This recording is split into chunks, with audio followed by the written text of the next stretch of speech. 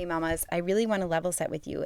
This raising girls thing, it is not for the faint of heart. Some days are so beautiful and incredible. I just love raising daughters. And some days it's just really hard. And it's their hormones, it's my hormones, it is all of it. What do we need to do to fix it? And where do we go from here? I'm so excited to tell you about something new that I'm offering.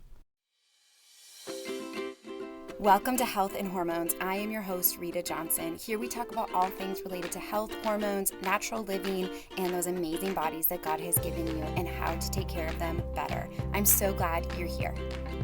This life is for sure not for the faint of heart, right? I have 4 daughters. They range in age from 14 to 4.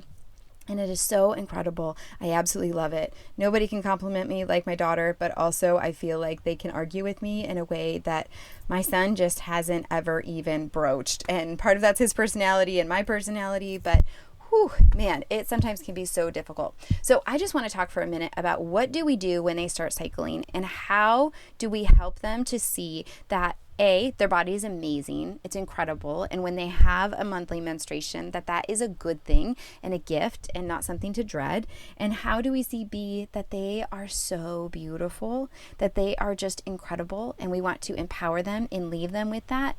And C, we want them also to know that there's so much they can do to support their health and really take that into their own hands, right? We have these hormonal shifts that are happening throughout the month, and there's so much we can do to support our body, and it starts with just learning to listen.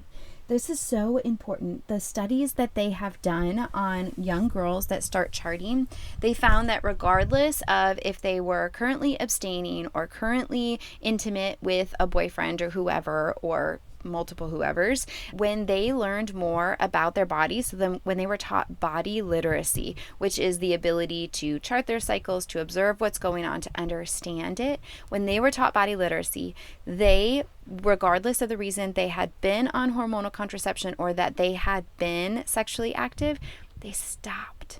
And this study was done in an inner city area in the Bronx in 2015.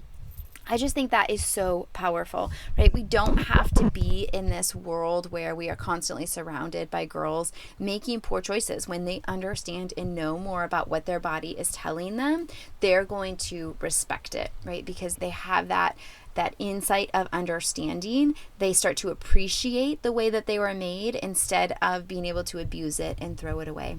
So although you may know all of the things about your hormones, about your monthly cycles, about the way that things are shifting throughout the month, your daughter may not want to hear from you when it comes to your period, right? Just like these conversations, these relationships can be tense. Sometimes we just need somebody that can be our ally, that is right there, and we know, gosh, I'm so glad you talked to sister so-and-so or aunt so-and-so or my friend Mrs. whoever it is, because I know she's going to steer you in the right direction.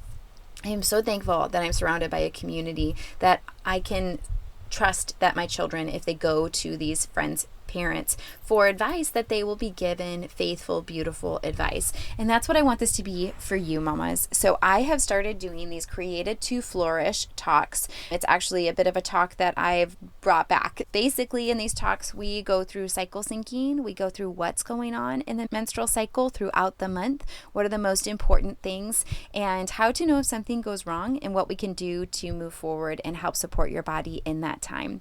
Because the reality is that a lot of times we're confused, right? We don't understand some of the things that are happening. I just gave a talk last week and I had a young girl tell me that her mom, we were talking about tampon use and how that can cause problems. For example, heavy bleeding, severe cramping, just from using conventional tampons that have the chemicals in them.